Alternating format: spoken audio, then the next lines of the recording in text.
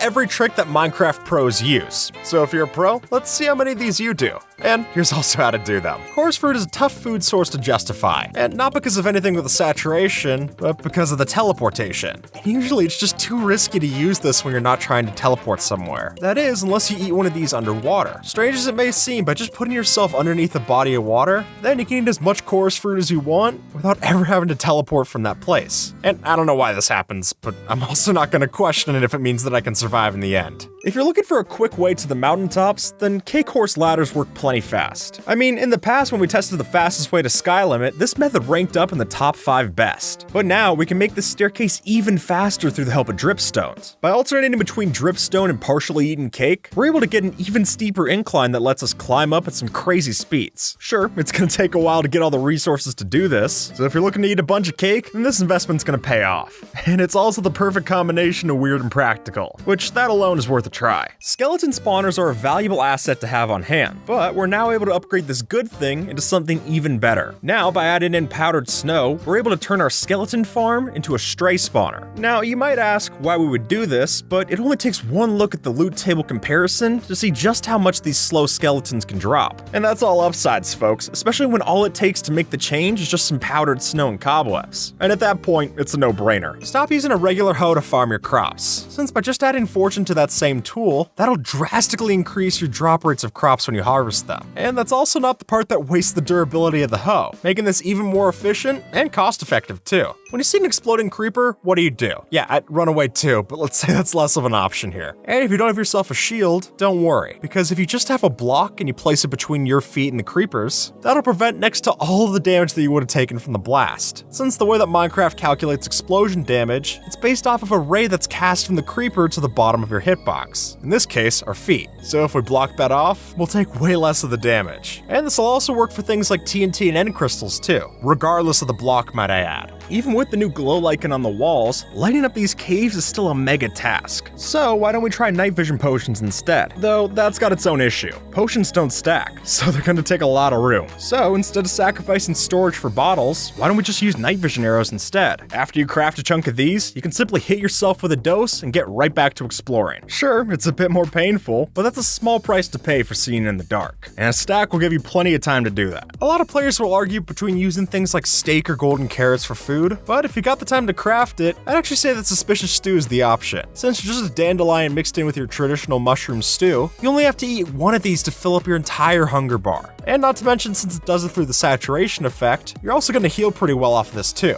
making this indispensable for PvP battles. You know what pros do? Dig straight down. I'm being completely serious. But they don't do it like this. So if you want to make digging straight down into a totally safe operation, then all you gotta do is just stand in between 2 blocks like this and then dig both of them down one at a time. That way, if one of the 2 holes leads you into a lava lake or a ravine, you'll still be standing on the other one safe. And yes, that's your cue to stop digging straight down. Though if you were a real pro, you wouldn't dig down at all. At least not yet. Since if you were to instead spend your time looking for things like shipwreck and buried treasure chests up on the surface, you'll have a much higher chance of getting diamonds for your rewards. I mean, in one of these buried treasure chests, there's a 59% chance that you'll find at least 1 to 2 diamonds, which is a lot better than the 0% chance that I seem to have of finding any down in the mines by myself. I'd rather take the easier option. Auto-clickers are great for AFK, but they're also not vanilla. But that's fine, we actually have a way to get an auto-clicker inside of the regular Java game. See, if you press F3 and T at the same time that you're holding down your left mouse button, then after the textures reload, the game will still think that it's registering the input, even though my hands are completely off the keyboard. But as far as Minecraft knows, I'm still there mining away all of the cobblestone at my stone farm. So if you're just starting out in something like a Skyblock world, this could be a way to get some early game resources. And then you can come back to your computer and actually play the fun parts. If you need to get a lot of sand and you're not allowed to use a sand duper, then we should take a page out of Etho's book. Since by just running in a line with TNT and a flint steel like this, you should know that for every TNT block that we're setting off, we're getting nearly 2 stacks of sand per. And folks, it only takes 4 sand to craft the same TNT. And sure, we're spending sand to get sand, but with returns like this, any investment broker would tell you to make it. And the only thing you gotta look out for here is placing down too much TNT to where all the sand that's dropping actually starts to despawn if you forget about it. But as long as you remember to take breaks to go pick some of that up, you're gonna get a lot of returns this method. If you've ever built with blocks that have an orientation, you're well aware that they're annoying to replace midair. So to fix that, we should mention that it's actually possible to just double click the left click and the right click button at the same time. And as long as you instantly mine the block, you'll be able to change the rotation location without placing any support blocks for it, which can be great for correcting your mistakes that you placed on that stairs for the roof, or even just for rotating your bamboo right so that it looks good for the window. And as long as you got the right efficiency tools to do this, it'll save you a lot of time. How do you craft your diamond tools? I know that sounds like a silly question, obviously you just craft them based off the recipe, but how you lay out that recipe could change. And taking a page out of Mysticat's book, what we could do is put all of our materials into the crafting recipe in just one step. So then, first we craft the pickaxe, then the hoe, and finally the shovel. And you could do the same for armor too. And when you're in a dire situation like a PvP tournament, this little bit of a time save could be great for you, especially when your opponent's also trying to get kitted up themselves. This way we can equip first and be able to deal with them that way. You know what's one of the fastest ways to travel in Minecraft? And I'll give you a hint, it's nothing like an Elytra or an Iceboat Highway, but really one of the fastest ways to travel is just using spectator mode. Since when you change your scroll wheel up to the max speed, we can start going incredibly fast, especially vertically, or scroll it all the way down and move at a snail's pace, which is great for fine-tuning your location if you need it for a specific command or shot. And really, if you're able to play with creative mode, there's no reason that you should ever be moving around in just the creative mode like this. If you need to cover a lot of distance, just toggle yourself into spectator mode, move over, and then toggle back to creative. Trust me, it'll save you a lot of time. Minecraft villagers are stupid. I would wait for a gasp from the audience, but I don't think anyone's offended by that statement. And unfortunately, they're also pretty useful with their trades. So to keep your villagers alive for the next time that a zombie siege might happen, you should know that through the help of a dispenser, you're actually able to equip armor into their secret inventory. And sure, you can't see it rendering on top of the villagers, but if you give them armor that's enchanted with thorns, then you can punch them and definitely tell that it's still there. And that way, you give them a way to defend themselves even if they don't have the iron golem anymore, since we usually tend to kill those off for other reasons anyway. Stop killing animals like this. And no, that's not a moral argument, but we're actually gonna suggest is so much worse. But if you use a flint and steel to burn the mob before you kill it, then when you use your axe or a sword, it'll still drop a cooked version of the meat item. And there you go, just for the cost of a flint and an iron, you give yourself 64 chances to get cooked food this way, and never have to waste anything on furnaces or fuel. And perhaps the most valuable resource that this saves you is time, since cooking up a pork chop regularly would take 20 seconds in the microwave, whereas this is just as simple as killing them the first time. And once you get it down, it's gonna feel second nature, so better start getting that learning curve out of the way early. Did you know that ladders can be useful in PvP? Yeah, it sounds ridiculous, but there's one very specific feature about ladders that makes them indispensable in certain situations. Take a look at this. If you place down a 3-block tall wall and then place ladders on top of it, then you can place blocks off of the ladder behind you without even looking away from it. And if you're playing something like Bed Wars where you're walking on very thin bridges, that little bit of a roadblock could be all it takes to knock your biggest enemy into the void. So while speed bridging and towering might look cooler, it might not be a bad idea to also buy a few of these ladders. It only has to save you once to be worth it. If you're playing on a hardcore single player world, this could be one of the most useful tips in the video. See, when you're in a difficult situation and about to die, then instead of just pressing the escape key to pause the game, press F3 and then the escape key. That'll still pause your single player world, but the menu won't appear. And now you have full vision to be able to analyze your situation. Is this cheating? Well, I'll leave that for you to decide. After all, it is a single player world, so it's literally never gonna have anything to do with me. Stop using arrows in PvP, since you really should be using fireworks. Now, not only will these deal more damage on impact, but they're also a great way to disorient the player. Think about it, you're running into a combat situation, and now all of a sudden you got candy-colored lights filling up your vision like a Christmas tree. It's the closest we have to a smoke bomb in Minecraft. And plus, if you manage to kill someone while they're inside of a firework, I think that just adds insult to injury. If you got resources but you don't have a lot of time, then I should let you know that if you wanted to tame a horse, you could do it instantaneously. It's just gonna cost you 10 golden apples, which I'm not even gonna sugarcoat it, that's obviously more expensive than just taking the time to do this, but that's why it's something that only pros do. The Wither isn't an easy fight, especially on Bedrock Edition, but that's only when you spawn it like this. Since if we were to take our Wither and put it horizontally, underneath the return portal in the end, it'll be trapped inside of the bedrock, not able to harm us or anything around us. It doesn't even leave a big explosion like it usually does. And at that point you could kill it yourself, or you could summon in a couple of iron golems nearby and have them do the job for you. Or my personal favorite way of using that same iron to place down this Hopper minecart entity cramming killer. It might be a little loud, but it definitely gets the job done. This is one of the most useful features in Minecraft, and it's off by default. But when you go into the accessibility settings and turn on the subtitles, then you can use those for valuable information about the world around you. So even if you don't hear something quite right out of your headphones, you'll still be able to see that sure enough there's lava popping nearby. and even which direction it comes from, allowing you to much easier find things like lava lakes, blazes, and so much more. And it's also a good way to catch your friends' pranks before they happen. Really, for how much screen real estate that we're giving up here, this subtitle feature more than makes up for it. We've talked in the past about the fastest way to fly with an elytra, but what about the furthest way to fly with an elytra? Well, if you want to start talking about angles and degrees, you should know that if you fly 40 degrees downwards and then 40 degrees upwards, that zigzagging will allow you to fly much longer distances. And honestly, I just love doing this because it reminds me of Super Mario World. Instead of using scaffolding to build yourself across an area, here's why you should use slime blocks. Because while they might be slow to move on top of, they're definitely not slow to break. Even with just your fist, you can instant mine through slime blocks. I mean, you could do the same with TNT too, but something tells me that slime blocks are a lot safer than that alternative. And then if you fall off your pillar, you'll also have that solution right in your offhand. Place one of those down, and you'll have successfully clutched yourself back to safety. Normally in Minecraft, Steve jumps 1.15 blocks tall, which means he can jump one block with a little bit of clearance over it. But all of that's pointless, since with this Bed Wars tip, we can actually find a way to get ourselves up 3 blocks high, in about as long as it would have taken us for a regular jump. All you have to do is sprint, place a block underneath,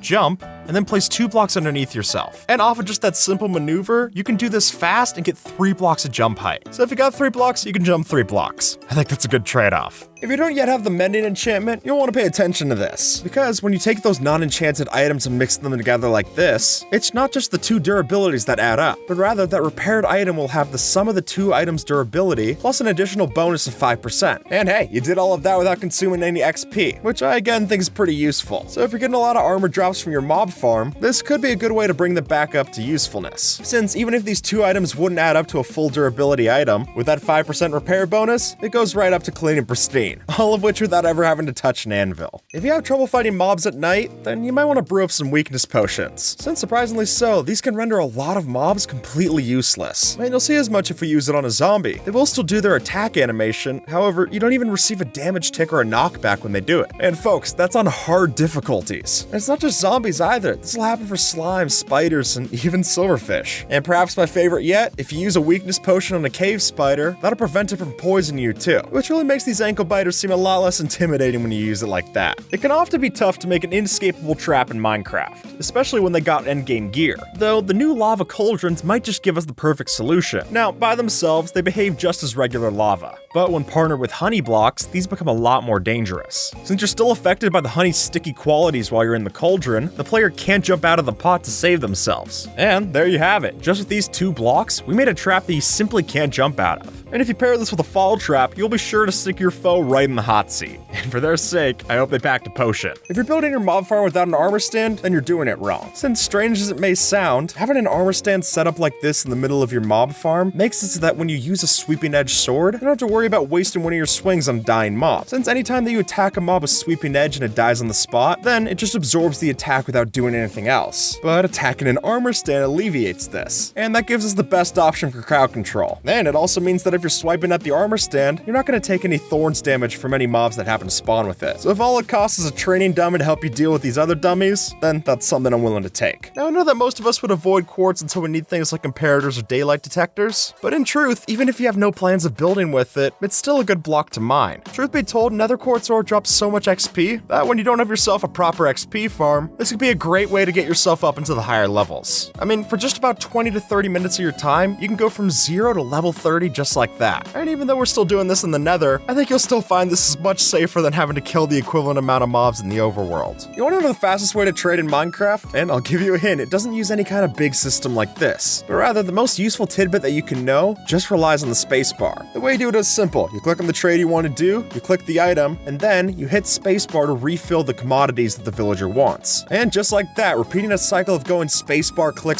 click, we can completely trade through the villager's options before it needs to restock. And while this gets particularly helpful if you're trying to batch a lot of trades with something like a Fletcher, if you have villagers existed in your world from older versions, then they might be bugged in a way where they can trade infinitely. And then when you use this trick, you're pretty much set for life. So if you got the key on your keyboard, you might as well use it. Before you grow the tree with bone meal, throw an ender pearl up to the sky so that when you bone meal it, you'll land on the top of the tree. At which point you don't have to worry about making yourself a staircase up as you're cutting down the tree, you can just take it all down in one go. Just make sure to have yourself a nice pair of feather falling boots. Otherwise, all the time that you would have saved is going to be wasted having to die to the Ender Pearl's fall damage. I feel like lily pads are an often forgotten block in Minecraft, and more often than not, they just end up being a nuisance when you're trying to navigate through the swamp on a boat. But the truth is, if you happen to grab some of these and keep them in your inventory, then it's possible that if you come across a body of water, all you have to do is just sprint and jump and then place the lily pad underneath your feet, and you'll have yourself an easy way to scale a body of water regardless of how deep it is. Although trapdoors are made out of wood, they don't burn in lava. Yeah, I don't get the logic either, but we don't have to understand it to know that we can use this to get ourselves quite a bit of diamonds. Since whenever you come across a lava pool, all you have to do is just bring around a crimson or warp trapdoor like this, and then flip it open to get yourself the diamonds at the bottom of the lava lake. But just be careful, because even if the trapdoor doesn't burn, your diamonds definitely could. Mud makes for a great building block, so it's something that you want. But getting mud like this is definitely a pain. So rather, we should take after this example and convert all of our mud in a body of water. By placing all of your dirt in a row like so, we can then offhand the water bottle and then hold a shovel in our main hand so that when we hit right and left click at the same time while moving forward, we both convert the dirt to mud and collect it. And while it could definitely take a few tries to get it to sync up properly, once you do, it's hard to look at this comparison and say that you're not saving time. It's a lot more satisfying and a lot simpler. I'll take both of those. Before you spend a single iron ingot on making yourself armor, you should instead craft yourself a shield for the low price of a single iron ingot. Now, while they require you to do more than armor to keep you protected, there's many cases where just holding up your shield can save you from a lot more than diamond armor would. And not just zombies and skeletons, but creepers also get nullified pretty hard by this too, making this a practical choice when you start out.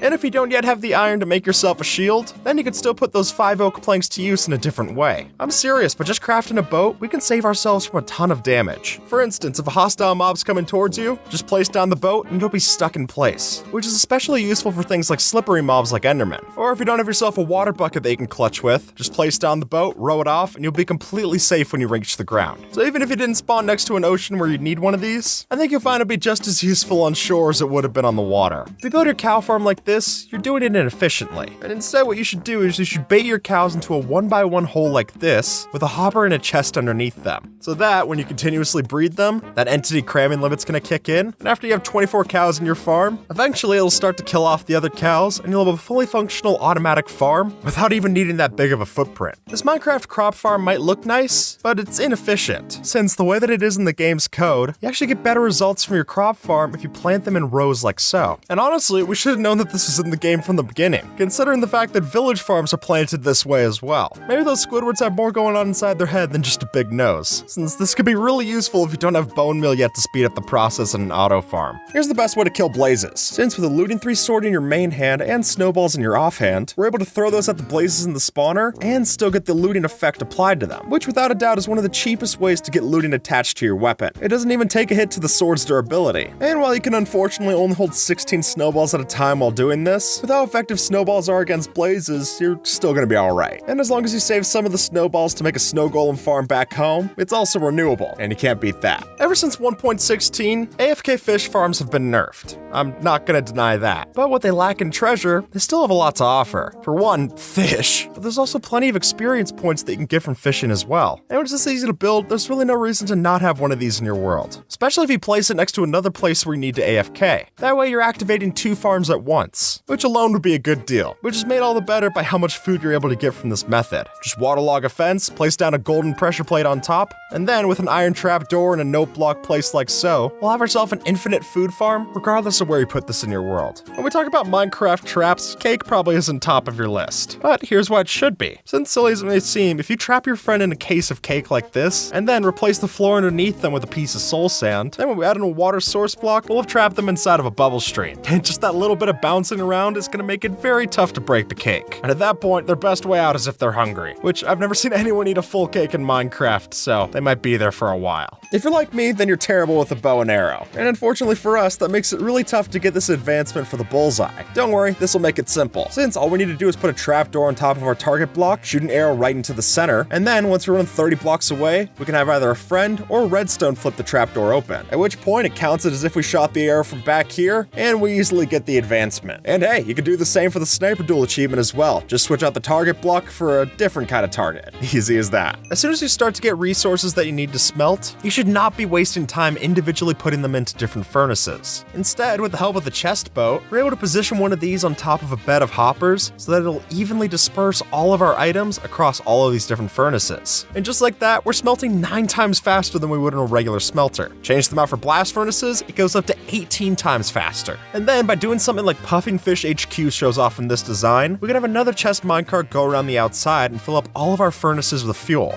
And don't worry, they store the XP, so when you eventually go through and break all these furnaces, you're still gonna get the rewards that you want. There's really no downside to doing this. And if you're looking to find the iron to build that simple super smelter, your best bet isn't to find it down in the caves. Since of the ways that ores generate since the Caves and Cliffs update, you're actually gonna have pretty good luck finding this up in the mountains. And if I'm being honest, even if that was true, I wouldn't want to go dig inside of a mountain to find my iron. But the good news is, you don't even need to. From just mining iron on the surface of the mountains, you can end up with stacks of the stuff. And not to mention, it's a lot safer than heading down into a dark cave. You can also find coal up here too, just so you have something to smelt all that iron that you're getting. Lighting up your base is great, but you never want to be too obvious about it. Having a torch on the ground doesn't look the best, is what I'm trying to say. But luckily, there is a way for us to hide it. Since if you place down a torch and then have an armor stand entity drop on top of it, then after you suit up that armor stand with whatever armor of your choice, then you'll have successfully made hidden lighting within your base. And while I'm not saying that you should go and spam a bunch of armor stands around your base, that looks more awkward than torches. I think looking for little alternatives like this can really make a difference when you can. Every time that you see a hopper, there's a hidden cost of 5 iron ingots and a chest. But what if I told you that a way to cut down on this is to just use the chest and forget the hopper? Instead, alternating like this lets us cut down on how much iron that we have to spend. And the hoppers and chests will still flow the way that we're used to. So if you haven't yet set up that iron farm, this would be the choice that I'd pick for you. Here's how to turn your allays into a deadly weapon. Since even though they can't equip it, if you give them a piece of Thorn's armor to hold onto, then any mobs that try to attack them will also take damage from that. And as you can see in this example from Razeworks, if you tie your allay to a lead and then have a mob attack you, you might just have yourself the deadliest balloon in Minecraft. But if you do want to try this out, I have to give one warning, which is that even though the allays tend to regenerate a lot of health, there are still a few mobs that can kill them off. So to keep them safe and on your side, you might want to have a couple of allays doing this. That way the damage is getting evenly dispersed amongst the crowd. And if you really need to keep your allays from dying, then your real get out of jail free card here is that if you give your allay a totem of undying, then they can use it just like we would. And there you go. You take them from hardcore mode right back into regular survival. Or if the allay's not the only mob they want to keep safe, then with the fox as well, you can do the same. But unfortunately, they're a little bit tougher to get the totem too. Since for the fox, you need to throw the totem onto the ground for it to be picked up. But once they have it, it doesn't matter what kind of polar bear gets nearby. They'll be left unscathed, and you'll have a very confused polar bear as well. Snow golems melt in the desert. That's not much of a surprise. Even Frosty the Snowman could have told you that. But what you might be surprised to know is that if you use a fire resistance potion, that'll allow your snow golems to survive in hot climates. And yes, that even includes the nether, as silly as it might seem. So if you have a couple of these lying around after a piglin bartering, you could set up a couple of snow golems, splash them with this, and use those to help you eviscerate through that blaze spawner. Just get ready for the rude awakening when the potion effect wears off, and you're left with nothing more than a pile of snowballs in front of you. I guess nothing good ever lasts, huh? Here's how to make your boat self-driving. All you gotta do is create a 3x3 area of water, and then place down a fence gate on this third block here. At which point we can break these blocks and cause the water to flow, and we'll have given ourselves an automatic way to drive our boats. If you need to quickly get rid of some fire in the nether, then a good way to do that is by brewing up a couple of splash water bottles. Since these not only extinguish ourselves when we catch on fire, but they can also clear this plus sign shape out of the fire that catches on the ground. So if you need to make sure that your items don't burn, it might help to throw down one of these. That way, even if you burn alive, at least your stuff won't. If you're building a farm, you might want to use mud blocks instead of grass or dirt. And the reason for this is that mud blocks are just 1 pixel smaller in their hitbox than grass or sand blocks. And all that 1 pixel means is that items are actually able to be pulled through a hopper. And there you have it. Just with that simple change, our whole farm design just got so much cheaper. And not to mention the rates get better as well. Really, for the price of crafting a water bottle, it's worth doing this at your next farm. Let's say you need to move your pet dog, but you don't want to risk it dying while you're running across the treacherous landscape. Well, no worries, Razeworks has you covered. Since by attaching your pet to a lead and that lead to a fence post, we can use a piston like this so that when the item despawns, then your pet will suddenly teleport that long distance just like that. And through the help of a chunk loader like this one, we can make sure that this design never unloads. That way, with whatever timer you build, it's gonna work just fine. And most importantly, it means your feline friend can travel thousands of blocks, all without having to move a muscle. Can't say I'm not a little bit jealous. If you live in a village, keep this one in mind. Since by attaching an observer or pressure plate next to your bed with a bell getting powered, then we make sure that when we wake up, the bell will ring, and the villagers stay inside long enough for the zombies to burn on the outskirts. Otherwise, without this system, they might go outside, get a few residual zombies, and you'll have a couple of zombie villagers burning out there as well. So if you already killed the iron golem around here, then the least you could do for the villager population is put in this bell system. And then we all avoid the rude awakening of having your village be completely ransacked by zombies. If you're able to find food on land, great, but we're not always so lucky. So instead, you might have a better chance of going to find yourself a river so that you can kill salmon. For one, they're super easy to kill. With just the right stone tool, you can kill one in one whack. And not to mention that even when you get rid of all the salmon inside of the river, when you come back later, they do respawn inside of the water. Oh, and they also have a small chance of dropping bone meal, which can itself be useful in finding yourself a food source that's renewable on land. And look, I'm not someone who likes seafood, but desperate times call for desperate measures. Suspicious stew is a great food source, but it's not great to craft, especially when you can't stack them. So if you can't easily hold on to a stack of suspicious stew, the next best thing is to get yourself a mushroom. And not just anyone, but if you shock it with lightning, sorry little guy, and then feed it the flower of your choice, preferably a dandelion because it's the best one, then that's how you get an infinite amount of suspicious stew. Though worth mentioning is that the flower only works once per. So if you wanted 64 saturation suspicious stew, you need 64 dandelions. Luckily, those are easier to farm than the other suspicious stew. It's a simpler trade-off. Skulk sensors are very useful, but they're also very noticeable. But if you want to keep their function while losing that fidelity, then it's worth noting that by waterlogging a skulk sensor, then they'll be silent, but still behave normally. Now granted, this doesn't make them entirely discreet since the sound waves are still visible, but as we can verify from the Minecraft subtitles, there's no sound that's given off from the skulk sensor itself when we do this. But when you're trying to use a skulk sensor for a hidden trap like this, then anything you can do to make it less noticeable is gonna go a long way. After all, it just takes one little detail for them to notice and the whole operation to go belly up. And for the price of a water bucket, I'd rather stack those odds in our favor. Whether you're playing on easy or hard mode, mob proofing is an essential chore on your to-do list. And while light level can work, that isn't as much of an option in the nether. So if you're trying to get piglins to stop spawning in your travel tunnels or next to your fortress farm, then an easy to get solution is a moss carpet. Now initially, it might seem ridiculous to try and put vegetation next to lava, but apparently, moss carpet doesn't burn, making it pretty ideal for the lava landscape. Though I'd be remiss if I didn't mention that even though this doesn't burn next to lava, flowing lava will still break these the same as flowing water. But as long as you keep that in mind, you'll be safe.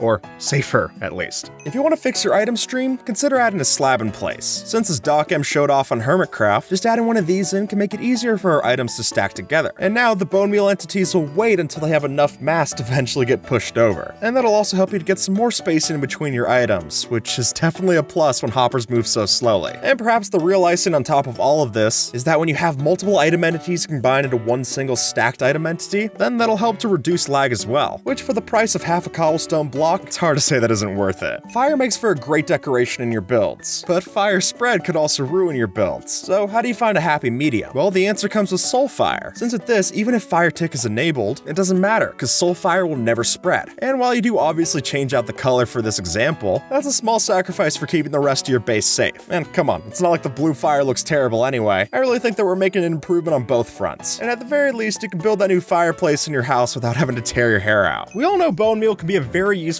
tool to have, but sometimes getting enough of it can be a real hassle. So to keep your farms fueled and supplied going forward, how about we get a bit more creative and turn stone right into bone meal? I know, that sounds crazy, but as members of the community have found out, we can use the new moss functionality to turn stone generators into bone meal farms. And just like that, we've got a self-sustainable bone meal farm that's sure to provide plenty more for your farms in the future.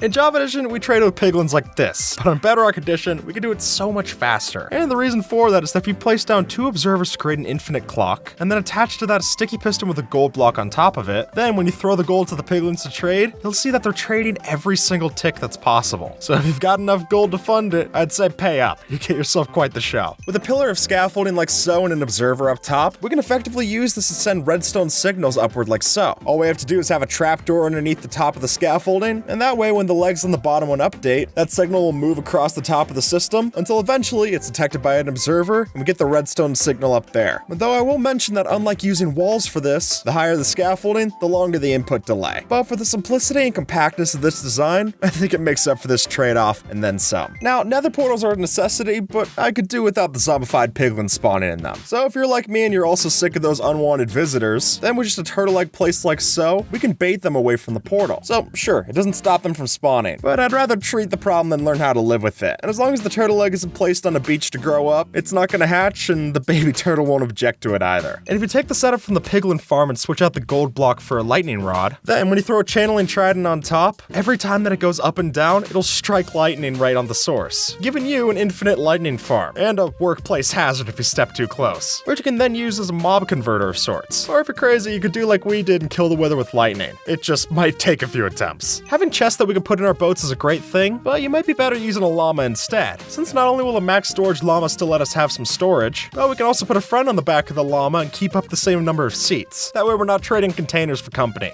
Don't worry about getting yourself an iron sword. Instead, with just 3 stone and some sticks, a stone axe will do you much better. And if you're able to critical hit and time your attacks just right, you can easily kill off a lot of mobs. And partnered with that shield that you just crafted, now you'll be covered in both the offense and the defense, all without having to get more than a single piece of iron. When 1.14 rolled around, Bamboo gave us a very solid way to defend our bases from enemies. With its weird hitbox, we're able to walk through just fine, but the mob AI struggles a bit to make it past the chutes, which is great, but a bamboo barricade doesn't fit in every build. So luckily, we've got something a bit more metal to use instead. Through the help of the copper lightning rods, we can place a couple of these down and get ourselves a mob-proof gate. And hey, if you think about it, they basically turn into an electric fence as well, though maybe that's better at fending off zombies than creepers. But with a cat to keep those away, then this safety solution's definitely worth a try. If you're playing on Bedrock Edition and hold down Shift and Jump at the same time on your keyboard, then as you start placing down blocks, it's possible to build a tower 16 blocks high, all without ever leaving the ground. Which at that point, why would you ever need scaffolding? This seemed to do the trick just fine. At first glance, this jump seems impossible, and really, it should be. But the truth is that if you happen to turn 45 degrees exactly while you're midair in the jump, then that'll let you jump 2% further than you would normally, which sounds imperceptible, but it's enough to make this jump. Though I can't stress enough how difficult this is to do. I mean, that's why we featured in the impossible skills video. Without the help of something like a mod like Tweakaroo, I'd have no chance of pulling this off. But if you can, it just might help you in a pinch. Whether you're playing a game of Manhunt or trying to prank your friend,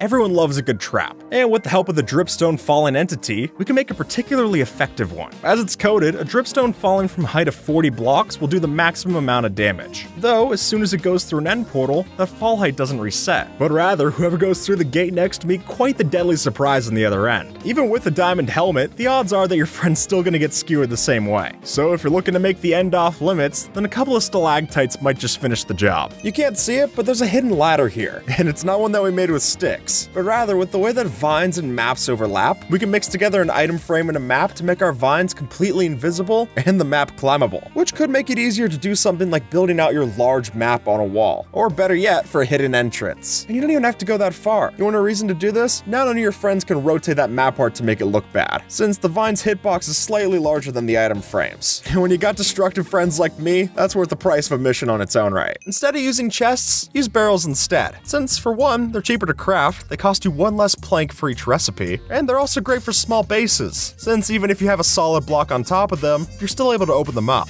And while we can't double their size like we would a regular chest, it's also important to note that if you get a lot of these, they aren't rendered as entities like the rest of the chests, so they cause a lot less lag if you build yourself a barrel monster instead of a chest monster. Now I know that composters don't seem like the most helpful of items, but that might just be because you're using it wrong, since what you need to understand is that the first item that you put into the composter is always guaranteed to fill up the first level, and that's regardless of the item that you're composting. So if you want the maximum efficiency when you're using your composter for bone meal, first put in an item with a low chance of composting for the first stage, and then use higher chance items like pumpkin pie for the rest of the way. That way you're saving these higher chance items for where they're actually useful, which might not make composters the most useful block yet, but even if they're not useful, at least you know how to use them now. Most players think of doors as just that, a door. But folks, there's so much more than that. Since in Java Edition, you can use these doors for some pretty important things. Like if you're underwater, you can place one of these down and have yourself a standing safe bubble of air. Or you can also place one of these down and use it to confuse hostile mobs that are coming towards you.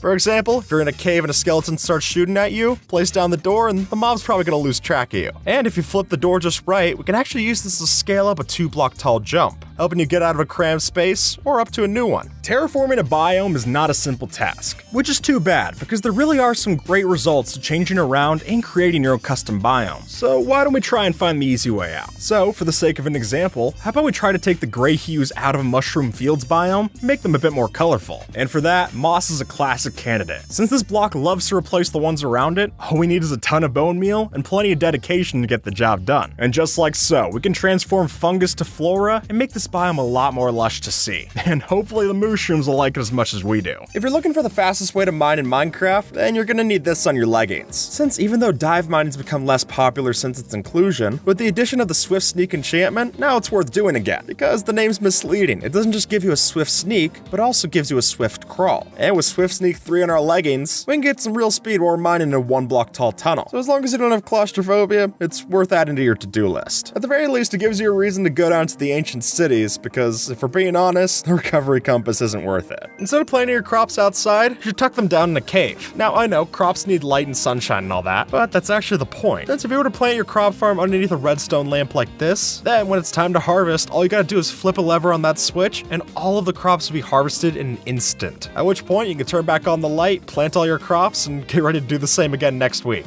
Making Minecraft builds automatic can often be a tough problem to solve. At the very least, it's not usually that compact. But Drip Leaf might just be the golden opportunity. Now, clearly, when you stand on these for too long, they're sure to give way to gravity. But what you might not know is that if you stand put just like such, then it's possible to use this as a time trap door and put the player right into a crawl position. So if you took that time to wait around, you might just notice that the entrance to a crawl space base was right underneath eye level. And folks, this is just barely scratching the surface for an implementation, and I'll leave the rest for creative people like you. Ender pearls are great for teleporting. That's literally what they're there for. Usually that's just to places that you can see. However, if you were to line up your crosshair just like this and throw an ender pearl right at the base of the 2 blocks, we can actually use this to walk through solid walls. And not just with the transparent blocks either, since if the wall is only 1 block thick, you can walk through just about anything this way. Just keep in mind that you are going to take some damage from the ender pearl, but for an easy way to get out of dodge, this could save you a chase scene. In a lot of ways, deserts can make great locations for bases. You don't have to worry about constant weather changes, and there are so many different sandstone blocks that there's plenty of variety to choose from. Though their oasis qualities leave something to be desired. I mean, who would want to live in a place with grass like this? I understand it's accurate, but most of the time, it just looks gross.